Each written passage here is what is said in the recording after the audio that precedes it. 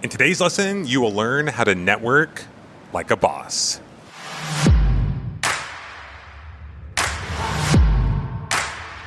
What's up, guys? So we just landed in the Honolulu airport. Big Island has been amazing. We're now in Honolulu, and we got here and the rental car line was so long.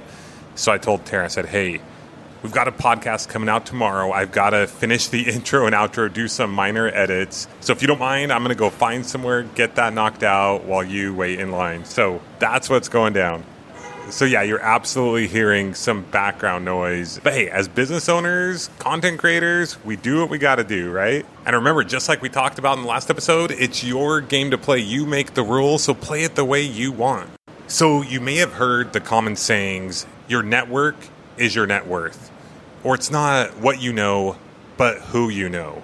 Well, recently I was talking to Brian Guerin, and he was telling me about this guy that is a networking madman, a networking phenom. He was telling me how he's never met a guy who networks quite like this guy.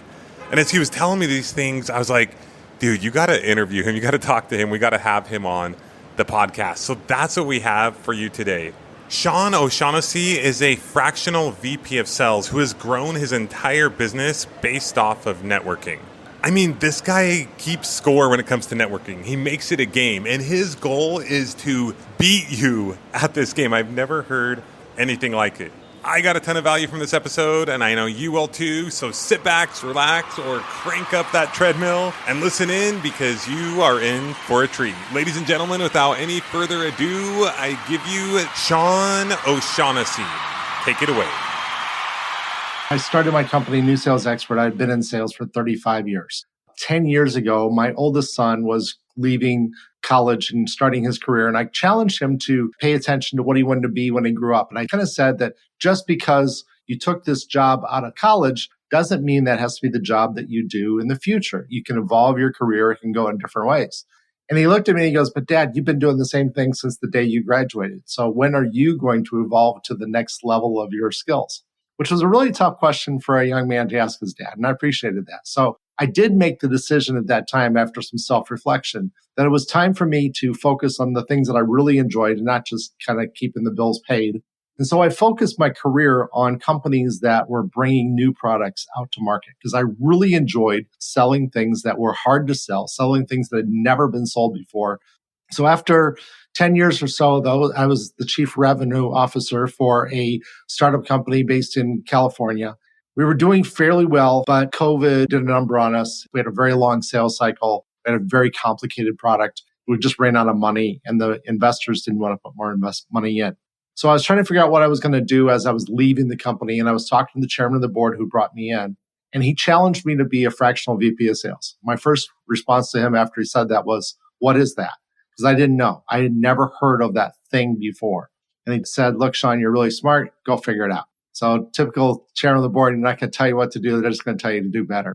So he did challenge me. After about a month, I decided this was going to do. I aligned myself with Sales Acceleration, which is a group of fractional VPs of sales. So now I have 170 friends that I can go to with questions, and they help me get my legs under me, get started, help me work hard, help me focus my company on the right things. And so I've been doing that for the last 3 years. So that's kind of my journey to today. And my clients have been everywhere from all over the US, Turkey. I've had a customer based in Italy. I've had a customer based in Poland. So I can do my job just about anywhere in the world and help people throughout the world grow their sales and grow their revenue, increase profitability. I'd love to have you on at some point to talk more about sales, but today we really want to hone in on networking because networking is such a huge part of starting and growing your business. And I want to know, how did networking affect you in terms of getting your New Sales Expert business off the ground? And then I really want to dig into how we go about networking the right way. Every one of my clients that I've had in the last 3 years, and I started my company just a little over 3 years ago, so 3 years and about a month, every single one of my clients has been introduced to me from somebody else. With the exception of that very first client who I knew that chairman of the board, I knew that person, he knew me. And so we'd worked together before in the past. But every other one of them was introduced to me because of networking, because somebody said, Sean, you should help Joe, Steve, Harry, Larry, Sally, because they need help. then they make that introduction to me. So networking and sales actually are one and the same because it's all about networking. It is all about getting to know people and be introduced to the right people. And the best customers are always the second person that you met. So you need to always be thinking about networking and sales. But networking is incredibly important. It is the number one thing. And you know what? The reality is networking is how I met Brian. So I wouldn't be sitting here right now talking to you if I hadn't been doing networking and you hadn't accepted my invitation. Absolutely. And just to give you listeners a little bit of context, so I met Sean about 3.5 years ago. And this was when I was about 2.5 years into my agency business. And so I was still very young, very new, had only a small handful of clients at the time. And Sean reached out to me with a LinkedIn message. And he had a great introduction and said, "Hey, you look like someone I'd like to know. Can I buy you coffee?" And I was like, "Absolutely." And at that point, I had been in the Chamber of Commerce and I was networking. If you could see me, I'm throwing up air quotes because I was meeting people in the chamber and I got a few clients from there and that was fantastic. But I really didn't understand really networking and putting yourself out there, meeting new people, trying and going to different groups and actually staying in contact with the people that you meet until I met Sean. So you definitely taught me all about that. I'm forever grateful because that's when I really started turning up my business, when I started meeting more people and growing this network, because it kind of goes back to the compound effect, wouldn't you say, where you meet one person, now you're connected to their network.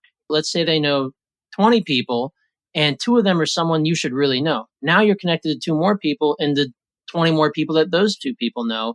And over time, like now here in Cincinnati, I think just about everybody knows Sean O'Shaughnessy. That's what you've created here. So I want to hear from you. What are some golden nuggets that you can share with us about how to get out there and network? Because I remember 4 years ago, before I really started networking, I was like, how do I network though? Do I just go to a chamber meeting? What do I do? If someone's sitting here today saying, what do I do? How do I go network? What would you say, Sean?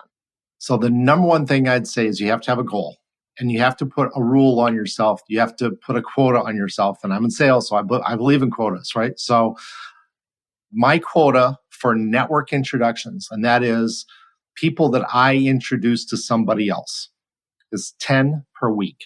So quite literally, I introduce every week without fail, and many times, many more than 10, I introduce 10 people together. That's me introducing Brian to Sarah, because I think Brian can help Sarah's business. I think Sarah might be able to help Brian's business. I introduce the two of them, and I have to do that 10 times every single week. Now, I have some processes that usually work pretty well to make that easier for me to pull all that work off. But that's my number one thing, is to have a goal and then increase that goal all the time. So I didn't start out with 10. I started out with 5. And then I made it 6. 10 feels really good. I work really hard to do 10, and 10's a lot. So I don't know that I'll ever make it 12 or 15 or anything higher than that, but 10's a lot. So that's the first thing I tell you is have a goal, give yourself a quota, and give yourself a grade. Did you get your 10? Did you get your 5? Did you get your 3 every single week? Because you have to be diligent and constant at doing this. The other thing to do is to understand that networking is about who can I introduce you to. It's not about who can you introduce me to. I want to talk to the CEO of a company. Well, the first time that I meet somebody, they're probably not going to do that. They're probably not going to introduce the CEO of their best customer to me, because in sales, as in networking, it's all about transferring of trust. So if it's the first time I've met you, you may not trust me enough to introduce me to your best customer. And that's perfectly fine. You need to accept that as a networker, that the first time you meet somebody, you're not going to get introduced to their best customer. But you might be able to get introduced to one of their favorite network partners. So you need to also have that in your list of people that you can do. Everybody you meet, you want to introduce to somebody else. You want to be the first one doing that introductions. Eventually, that person will introduce you to somebody else. But you need to actually keep score. And I do keep score. Wouldn't surprise you at all, Brian, to know that I keep score. In my CRM, I have literally listed every single person that I've networked anybody to. And I can tell how many people they've networked me to, how many people I've been introduced to. So constantly, I have to be number one. I have to be higher than the other person. There was a person a couple of weeks ago, maybe it was 6 weeks ago now. He introduced me to 14 people after the first meeting we had. You know how hard that was? Because I have to do 15 like really, really fast. And so I was struggling to do it. I still haven't caught it because he's done more people since then. So I still have not caught up. And that's just not good for me from a philosophical standpoint. Part of my brand is I'm going to introduce you to more people than you're going to ever introduce me to. So that's the second thing. Always remember to give more than you get. Now, I happen to be a Christian. There's a lot of good Christian things about saying that, but you don't have to be a Christian to have that philosophy. You just have to be a good person. Right. And that is give more than you get. So that's the second thing. Put a quote on yourself and then give more than you get. So if you get a lot, then you have to give a lot. The third thing I tell everybody to do for networking is everybody is a good person for you to know. I met a person locally here in Cincinnati. That person introduced me to another person who introduced me to a networking group. I joined that group. In that group, I met 2 more people, and one of them introduced me to a third person who happened to be in Columbus. That person in Columbus, after a while, we bonded a little bit after getting to know each other. She was going to be the host of a in-person event. She was going to be a panel host. So he goes, Sean, I'd love to have you on my panel. So I'm sitting on the panel, answering questions from the group, from the people that were gathered there. And this was right after COVID. So everybody was all excited that we actually could see each other face to face and shake hands. And somebody asked a question and I answered the question. He came up to me afterwards. We hit off another conversation and he actually hired me to do a little study for him. So that was a customer that I received up in Columbus, but it took me 6 people in that chain. I described that chain briefly here. 6 people in that chain in order for me to meet that customer. It wasn't the first one that gave me the customer. It wasn't the second or the third or the fourth. It was the 6th person that I got introduced to in that chain. And remember, I keep track of all this. I can map it all out in my CRM system because it's important to me. But I can tell you that the reason I got introduced was because that very first introduction where we had coffee at the Starbucks down the street, they didn't introduce me to that client, somebody else did. But it was because of them that I actually got that client. So that's the other thing to remember to everybody is everybody you meet is important. Everybody, just like you said earlier, it compounds, it becomes more and more people. So that first person that made that introduction, I probably know 30 or 40 people because of that very first person. Now that first person never found a customer for me. But I think if I probably did the math and did the analysis, he probably helped me with 2 or 3 other customers as well, just because somewhere in that network that he started, I actually got more than one customer. But I definitely know I got one because I did the analysis before. That's fantastic. So one thing that I pull from networking is you just never know who you're going to meet. Now, I've been to tons of different networking meetings. I've been a part of a few groups. I've been to yours, Beers and Biz. Best damn networking event in the land. It is. So let's spend a minute and explain what Beers and Biz is and the idea behind it. What got you started in creating your own network? Let me tell you what it is, what its format is now, and then we'll talk about a little bit about the evolution. So the format today is we start off at 3:30 in the afternoon. We meet for about an hour to hour, 10 minutes in small groups. So the bad thing about a big networking group is you get overwhelmed with the number of people. So we wanted to have a small group focus to it. So we actually break it out into 3 small groups on a variety of subjects. And we have a featured speaker that leads the conversation on each one of those. And the goal of those is A, to learn a little, but B, to also get to know the person sitting right beside you, interact with that person a little bit. It kind of breaks the ice and makes it easier if you've never been to a networking group. So that works really well. And then from about 4:45 to 5 o'clock, we have a charity speak, a nonprofit speak. And I actually got this idea, to be perfectly honest, Brian, from a networking group that you drugged me to, the Little Miami Chamber of Commerce. They had a charity speak at the one that you and I went to together. Yeah. And I thought it was a great idea. And I stole that idea and I stuck it in Beers and Biz. Perfect. So you are responsible for part of the growth of Beers and Biz. So excellent. Give me a brick on the sidewalk there. There you go. But our philosophy is that if you go to a networking group, you're probably above average in income in the world. You might even be above average in income in the United States. It's time for you to think about giving back. It's time for you to think about helping your fellow man. And then after that, from 5 until we kick everybody out at about 7 o'clock, it's just general networking. We have a cash bar, and it's called Beers and Biz for a reason. There's a cash bar, plenty of beer and a variety of other alcohols there as well as non-alcohol things if you don't want to partake.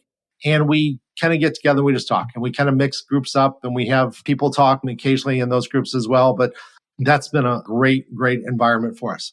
So it started, though, 3 years ago. when I actually met Steve King, actually started Beers and Biz. And he had a small group, and it was about a dozen people that would sit around a table and just talk and get to know each other. And then it got a little bigger, and we said, let's do some small breakout groups and just talk amongst on a certain subject and then come back together. So I went to Steve and I said, Steve, COVID is over. I am tired of talking to people on the computer, tired of talking to people remotely. I really wanted to have a networking event where I shake hands with people. And he agreed. And so I said, Steve, I'd like to make it bigger. And he's like, let's make this thing big. And so that 20 to 30 people that he was bringing in, we're on our third location because we keep outgrowing spaces, but we regularly hit 100 people that come to our event. I'm thinking that by the end of the winter, because winter is usually better for us than the summer, we'll probably be in the 120 average range at a networking event. So because I decided let's get it bigger, Brian, you probably get an email probably 2 or 3 times a month reminding you to come to the best damn networking group in the land. So I stole the trademark slogan from Ohio State University Band. They're the best damn band in the land or something like that. Yeah, so we are the best damn networking event in the land, or at least Southwest Ohio. Perfect. Well, thank you for explaining that because that leads directly into my next questions. If I am a brand new business owner, or maybe I've been in business a year, maybe 2 years, but I'm at a certain point, but I want to expand or I just want to get off the ground, but I'm scared to go to a networking group. I live this. I went about 8 months when I first started my business trying to grow it online through LinkedIn and through reaching out to people. And after getting bupkis, I was just like, I have to get out there. I'm an extroverted introvert where once I force myself, I take myself by the collar and I make myself go to something or talk to someone or do something, then I have a great time and I can chat all night or all day. Everybody on this podcast knows I'm a chatty Cathy. But it took that out of me to just say, all right, if you're going to do this for real, you have to go and meet people. What's your advice on someone who's a little timid on getting out there and just meeting people? Thank you for that question because it's really important to think about that. That's part of the reason why we do the small group thing up front, because most people are okay meeting in a group of 10 to 15 people, especially if it's classroom format, which is kind of what our breakout sessions are, where we actually are going to explain a subject, talk about something. Now, we want to be interactive, just like any good teacher wants to be interactive. So all of our business leaders that lead those sessions try to make the sessions interactive, but we don't force anybody to talk, but it allows everybody to kind of get comfortable with a couple people. So if you're brand new, you want to think of a group where there's going to be a presenter and you can meet the person sitting beside you. So that's my first recommendation is don't go to just a wide open, have to walk up to anybody like a cocktail party and introduce yourself. That's tough to do. And there's a lot of people, even if they're extroverted, they're not that extroverted. So go to a place where there's going to be some type of education, there's going to be some kind of presenter, and that will help you break that mold and help you get through that. Hopefully you'll meet somebody that's friendly and you can say, gee, can you and I go to the other event, more of the cocktail reception kind of event? Can we go to that together? Can I meet you there? I hear this is going to be really good. Are you going? Because it'll help to go with a friend. There's just no question about it. It helps to go with friends. Now, eventually you have friends.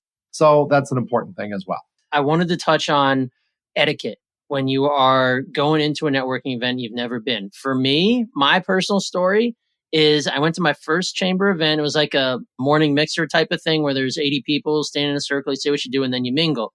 I went right up to one of the ladies who said she was a real estate agent. And at the time, I was trying to specialize in Facebook ads for real estate agents. And I immediately went up to her and I started selling myself. And it was the worst thing I could have possibly done because as I grew and I learned about networking, I was like, that's the worst thing anyone can come do to me is immediately just walk up to me, not care about anything but themselves and try to sell. I don't want to steal your thunder there, but that was my story of learning the hard way that don't just go in there trying to sell. I tell people, because I actually did a class on networking at Beards and Biz about how to do a good job of doing it. And one of the things I said is it's a contest between you and the other person to not talk about yourself the longest. And you got to win the contest. You got to make it a contest, right? You got to force the other person to lose by talking about themselves first. So at first you can talk about the speaker that was earlier in the session or whatever, but eventually you need to say, well, tell me what you do or tell me what XYZ company does, because maybe you have a name badge. That always helps. Or I'm not familiar with them, or I think I know somebody that does this. Can you tell me more about it? Whatever your opening line is, but you really got to force the other person to talk first. And that is good networking etiquette. So just remember, the first person to talk about themselves loses on that contest. So if you lose, you got to break off that conversation as quickly as possible and go to see somebody else. You have to win that one because you can win multiple times in a night. Sometimes you screw up and you talk first, but don't talk first. Make the other person talk first. And that doesn't mean don't talk. Don't talk about yourself. Talk about them. Ask a question about them. It's always good when you go to a networking event if they have the name of the company, because you just say, tell me what XYZ company does. I'm just not familiar with them. It's an opening. It's easy because now they're not talking about themselves. They're talking about their company. A lot easier to do for just about everybody else. So yeah, you got to make it a contest. You just have to. That's what I do. How long is it going to be before I tell you anything about myself? So tell us about how, if you're scared to just go to a networking event, be your very first time, how do you convince yourself to get off the couch and go do that? You have to get off the couch and go do it. I mean, that's just no other way to do it. Networking is so powerful that it's got to be important for anybody that is starting a business or has a young business or a small business. You just have to network. You cannot make enough phone calls. You can't do enough Facebook ads. Sorry, I know that's your business brain. You can't do enough of anything else to grow your business as well as getting introduced to somebody else that will buy your product. It's just the fastest way to do it. And you and I have talked about even Facebook ads. They're great. They're efficient. They're a great way to get revenue. However, if you can get revenue other ways that are faster and cheaper, then you should do that as well. So one of the easiest ways to sell is to be introduced to somebody. Not that the person that you met is going to be your customer, but remember that person is going to introduce you to your customer. You need to gain their trust, gain their respect before they're going to introduce you to that customer. So the best way to do it is just do it. You cannot allow yourself to be such a wallflower that you cannot do it. And at Beers and Biz, I catch those people all the time. I can tell who they are. They'll be standing off to the side. They won't be interacting. They'll be watching the crowd, trying to find a way to break into a conversation. If I see you at Beers and Biz and that's the way you're acting, if you're all by yourself, you're not looking at your email, because everybody's going to check their email during the day or whatever. But if I think that you're being a wallflower, I will break you of that habit really fast. I'm going to walk up to you, introduce myself, and then drag you into another group and introduce you. And you will be my pet project for the entire evening because I will introduce you as many people as I possibly can, as fast as I possibly can, so that everybody in that organization knows that they need to meet you. So hopefully, for anybody listening, they meet somebody like me that just says, I am going to break you of this habit. You are going to meet people. You are going to grow your business. So hopefully that happens. I think that's such a cool trait for you to emblazon upon people, because you can't just go to it's one step. Like, success letter A is getting there. You got to the event, brand new, just started your business. You're super nervous. Okay. Step B, go talk to people. And it's very easy when you see groups of people, and humans are cliquey, right? There's going to be 2 or 4 people talking in little groups here and there, here and there.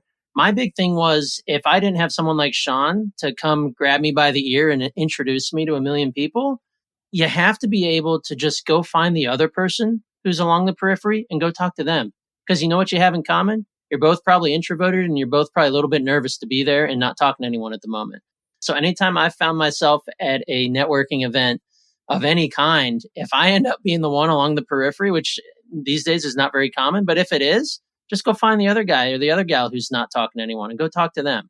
I agree. At the crux of starting your business, you just got to do it. It's about making yourself uncomfortable, or being uncomfortable become comfortable, because there's going to be no growth until you press through your uncomfortableness. Right. The other thing is to try to watch the flow of the room. How do people move throughout the room? And then position yourself to be right in the middle of that flow. So that way you don't have to walk up to introduce yourself to somebody else, but instead, everybody's going to bump into you on the way to the restroom, on the way to the bar. Just be where people are going to walk by you, and you'll meet people that way as well. Now, a little hint for people that are good at networking, because there's going to be some of those listening to your podcast that are good at networking. Never be in an even number group. And if you are, leave an opening in the group. And it's going to be hard for me to do this on audio instead of as a visual. But if you are talking one-on-one to a person, don't be face-to-face with them. Don't be nose-to-nose with them. Instead, turn your shoulder, turn your body so that you are actually at a 45 degree to them. Now, what that does is it leaves an opening for somebody else to walk up. So it makes your group of 2 more open for a group of 3. Once you're at 3, you also have to do the same thing. Make sure you want to actually form it into a U shape or a horseshoe shape. You want to leave an opening, and you, as the most gregarious person in that group, that small group talking, it's up to you to do that. You open yourself up so that somebody else can walk up. Then the rule of thumb is if there's a group of more than 5, don't try to get in because they are having a conversation that's very unique to that group of 5. Maybe they're former coworkers, they're old friends, whatever. Don't try to butt your way into a group of 5. It's just not going to work. Find that group of 2 that has opened their group up to leave a spot, that group of 3. Don't go to the group of 4 unless there's a really big opening. One of them's left a big opening for somebody else to walk up. Because once you get to 5, it becomes very, very unstable. It's hard to break in. The other thing is, if you're sitting there and you see somebody that's just outside your group, they look like they want to join your group, but you're busy in a conversation. It's your job as just a good human being to say, can you join us? Because I'd really like to have your opinion on this, or I'd really like to meet you as well. So invite those people in. If you are in a group already, but you see somebody standing on the side, just call them out. Just say, hey, why don't you come over here, Brian? Come on in. Would love to meet you. I'd love to introduce you to Sally. It's just the right thing to do. Understanding that other people need help is just important. I know one of the big things that when I first started networking, it still comes into play today when I network, is I call it the linger, because there might be somebody there who I really want to talk to, or maybe I've known them or I've met them a while back and I want to talk to them again. There might be some sort of opportunity for us, or they introduce themselves at the beginning. I'm like, that's the type of person I want to talk to. What's the best etiquette for, and usually these people are probably being talked to by a lot of people. How's the best way to linger? Because I've had it where people that want to come talk to me, they're kind of like right on my shoulder. I'm in a one-on-one where we're still kind of open, but we're having a closer dialogue and I'm not done talking to this person yet. What's the best way to be the lingerer? Good question. Well, obviously you can linger. There's nothing wrong with that. It is a sign that, hey, I want to talk to one of you that are in this group. You may not know which one, but it's not a terrible thing to linger. I mean, if you have that capability, that confidence to linger, then go ahead and linger. That's perfectly fine. However, another way to do it is to linger farther back. So don't just hover right off their shoulder as you kind of just described there, Brian, but instead hover 10 feet back and wait for that natural conversation to break and for the person to turn and whatever and go talk to them then. Especially, and this is part of the reason why we have a bar at Beers and Biz, you can walk up to somebody and just butt in line. And you're not butting in line because you're not going to cut or anything like that. But walking up to somebody while they're in line, waiting at the bar, is a great way to introduce themselves to you, or for you to introduce themselves to that person. The other thing to do is typically there is a host to most events. There's somebody that's in charge. There's somebody that did the announcements at the beginning. And that, a lot of times at Beers and Biz, it's me. So go find me and I will do it for you. So you don't have to break in. I'll break in for you. Just say, you know, Sean, I'd really like to meet that guy. The guy in red, I don't know his name. I heard him speak, and I will make sure that you meet that guy in red. I do it all the time, every single time. In fact, it's one of the most common things I say to somebody that's new to the group, and I go, what titles, what occupations do you want to meet? They'll name off a couple, and I'll try real hard to figure out who do I know in this group today, because it's always different people. Who's there that I can make this happen for them? You know, I had somebody the other day, last Beers and Biz, I said, I want to meet an architect. And I go, I know I saw a name badge when somebody said architect. I didn't know the guy, but I know I saw it. And I go, did you talk to somebody that had an architect on their name badge? And they go, no. And I go, we're going to find this guy. And we literally walked around the whole room trying to find this guy. Nice. Was it Art Vandelay for all you Seinfeld fans out there?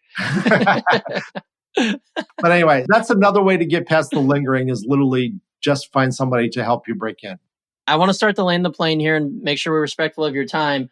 What is the best way to go about following up with people that you've met? How do you continue networking? Because it's one thing where I think it's most common where you'll meet somebody and you'll either follow up with them or they'll follow up with you, or both of you won't. And maybe there's really nothing you guys can do, but what's your method of follow up with everybody? How do you do it? And what's the best way to go about it? So I try to do it with everybody. So I have a virtual admin that does work for me, and you're not going to be able to see this because this is audio, but I get business cards from people. There's ways to capture their email address. Maybe you have it on your phone, whatever. So I send thank you notes to almost everybody. And I put them in my CRM system, and it's my personal CRM. I'm CEO of the company, so I can have my CRM do anything I want it to do. There are people that are networking partners that I've met, and they're in my CRM. Everybody's in my CRM. If they're not there, then they don't exist. My standard note to them is, it was great to meet you, blah, blah, at so and such event. It was good to talk about whatever. And after that, it's all canned because I have to make it fast and efficient. And I think that everybody as a small business probably needs fast and efficient. So I have a standard paragraph that I send to everybody, and that is, would love to meet with you more. Let's do a one-on-one together. Here is my scheduling link that will allow you to schedule time on my calendar. And there's a lot of different options on that scheduling link. And I do that for a very strong reason. I don't make appointments at the networking event because I don't know for sure that just because you were very polite to me and you talked to me, that you actually want to actually ever meet me again. You just don't like people that have gray hair. I don't know, right? So I give it to you as your call. I reach out. I say, thank you. Here's my scheduling link. Would love to see you again. Would love to learn more about your business. But then it's up to you. And if you don't want to respond, then don't respond. And that's perfectly fine. I may put you on my newsletter list or whatever, but I think it's important that we allow the other person to acknowledge without the threat, without the pressure of being face-to-face, like, yes, let's put it on the calendars right now. Now, if the other person reaches out to me and we're in a meeting, we're having a great conversation, they go, we should get coffee sometime. And he pulls out his phone and says, I'm open next Thursday. Then I'm going to pull out my phone and I'm going to do the same thing. So that's fine. I have no problem with somebody else doing it. I just give people the out of, you may not want to have that commitment. And it's not necessarily that you have to have a follow-up meeting with the person. It could very well be, it was great to meet you, would love to stay in contact, or hope to see you down the road at the next Beers and Biz or other networking event, Exactly. Right? Because there may be people that are more, if you see them as a possible client, probably someone you want to go connect with. Or if you see them as maybe they're highly connected, I definitely want to go meet with you one-on-one because I want to be your friend. I want to help you. And then I know that you have a network that could possibly help me. So let's start talking about trading our networks.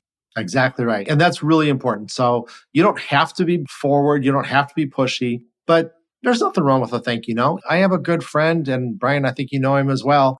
He does handwritten thank you notes, and he has the best handwriting in the world. And every time I get a handwritten note from him, I'm like, how in the world did a man that's 58 years old have such good handwriting? All of my notes, just so you know, are going to be typed. Yeah, that's fair. My mother instilled into me early, the big proponent of thank you notes and handwritten notes. Unfortunately, I have terrible chicken scratch, so I still do them. But recently I was referred to a company called handwrite.io that does automated pen written notes on behalf of business owners or people who need to write massive or even smaller amounts of personal notes. So a little tidbit there. There are several of those. Some of them will take your handwriting, turn it into a font, and you can do it yourself, or they'll save your font so you can do that, have that robot writing. Great use of artificial intelligence technology, so you can say you're really up on it. Yep. And it does it quicker. It's still personal, but if you have to do a lot of them, if you become a master networker or even in your business, I send thank you notes to my clients at least 3 times a year. I don't have a massive client base, so I can still manage to do those on my own. I'm able to do that, but say you have 100 clients and you want to send 2 or 3 thank you notes a year, great opportunity to use the new AI to help you write your notes. There you go. Awesome. Well, Sean, thank you so much. At the beginning, I was looking for golden nuggets, and I think we got a ton of those today, all based around networking and getting yourself out there, growing your personal network, and seeing how you can help others and possibly they can give in return. Thanks again for coming, Sean. Really appreciate it. Brian, this has been fantastic. I need to have you on my podcast, Two Tall Guys Talking Sales. So I'll return the favor. But mine's only 15 minutes, so we have to be very efficient about it. Uh-oh, I might be too long-winded for that. I'd love to be on. I appreciate the invite. Thanks again, Sean. Thank you very much.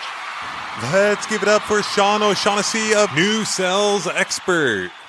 Listening to this lesson got me thinking about the early days and when I first started networking and going to networking meetings and showing up and not knowing anyone and it being really awkward. But then over time just kept going and then started to get to know some people and got to know more people and then eventually was speaking at meetings and then speaking at events and on podcasts and having my own podcast and then thinking about where we are today. And it's all because of people. And it got me thinking how nothing in your business or life, nothing good is going to happen without other people. And I got thinking about all the people in my life that are directly responsible for where I am today. So many people just ran through my mind. And thinking about how I met them and how it was all from another person and from essentially networking. And then I got thinking about, what does your network need to look like to make $1 million? And then 10 million. And then our goal, which is to grow $1 billion business. Like, what is our network at now? And what is it going to need to be to get to where we want to go? You know, Tara and I were talking as we landed and got off the plane just now and reflecting on it was 17 and a half years ago when Brogan was 6 months old. And that was the first time that we had ever been to Hawaii. And we came to Oahu for Tara's brother Tyson's wedding. And we just both got kind of emotional thinking about where we were back then. I remember telling Tara, like, we can't stay in a hotel. Like, we need to find a place to camp. Like, we can't afford to go to Hawaii. Like, we weren't even going to go. We were stressed out about it, but some people pitched in and helped us out and, you know, allowed us to come. And now looking back as we're on this 9-month trip and Brogan's almost 18, we've got Britlin and Kaysen, and just looking at our overall situation and thinking of the hard times, you know, but the amazing but hard times, and reflecting over the past 17 and a half years as we've just kind of stuck at it and had a dream, had goals, had a vision, and stuck with it. I'm actually back in the car with Tara, and she was reminding me of when we wanted to go to the Polynesian Cultural Center, but it was $75 per person. And what were you saying? We were just like shocked. Like, there's no way we would ever pay anything like that ever in our whole lives. And are we going this time, baby? You know it. You know it, guys, right? Yeah. Spoiled kids. I'm just kidding. I'm totally kidding. Hey, you spoiled us. You don't have to go there. Yeah. That's right. They have to pay for their own activities. But anyway, it's just wild being here and just reflecting on that. And it comes down to a lot of things, but one of the big things we talked about today is your network, creating your network, other people. So once again, want to thank Sean. Want to thank Brian for interviewing Sean. Want to thank Sean for coming on. If you want to learn more about Sean or reach out to Sean, you can reach out to him at newsales.expert, or you can find him on LinkedIn. He's on LinkedIn all the time. But I'm looking forward to getting to know him better and adding him to my network and having him introduce me to a bunch of people. I mean, me introduce him to a bunch of people. My goal is to beat him. I love that. I haven't talked to Sean personally, but I could tell he's an amazing guy. Just a very giving human being and doing things for all the right reasons. And I love that about him. And that's the kind of people, that's the kind of network we're trying to surround ourselves with here at Millionaire University. So anyway, we're on our way. We're heading to North Shore. We'll be there for 5 days, and then we'll go back to Waikiki area and be there for like 5 days. And we're looking forward to our time here before we head to Bali. But yeah, just keep taking action. Where do you want to go? Start doing it. Do you need to build your network? Build your network. What's the next step you need to take in your business? And take that step one day at a time. Just keep marching forward. Tara, do you have any parting words of advice? I know you're trying to figure out where to go. I'm driving through Honolulu traffic, so I'm good. Trying to find Walmart. She was filming the inspiration when we got out of the plane, but now she's focused on I spent 2 hours in a us not dying. She spent 2 hours in the which was great. in the car rental line, which was awesome, right? Why was it awesome? Because I listened to an awesome book while I stood in line. Oh, so it great. really was awesome. It really was great. It was quite peaceful, actually. And it was your reality, right? So it is what it is. Peace was my reality. Peace was her reality. Okay. She was there all by herself without anyone else. And I was making this podcast. So we took time and made it and put it to good use. So, all right, guys, make things happen. Can't wait to see what you do with your business. Be sure to follow us. Be sure to share this episode with a friend. Share the podcast with a friend. Leave us a rating and review. All the good things. We really appreciate it. Go to millionaireuniversity.com/training to get your free video course if you have yet to do so. And we will talk to you next time on the Millionaire University Podcast. Class dismissed.